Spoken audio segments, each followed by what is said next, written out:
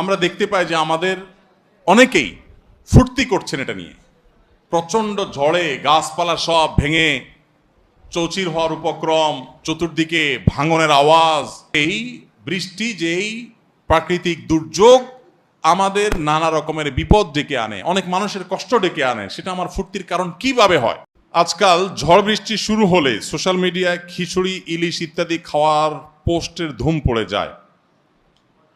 এ বিষয়ে কিছু বলবেন কি?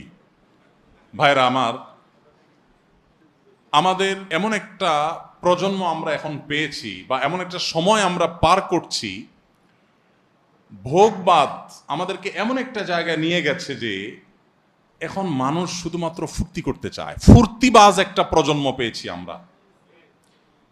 বিবেক, বুদ্ধি, বিবেচনা, ভালো মন্দ, হিতাহিত জ্ঞান কোনো কিচ্ছু পরোয়া করার সুযোগ নাই, শুধু ফুর্তি করতে হবে। কি করতে হবে?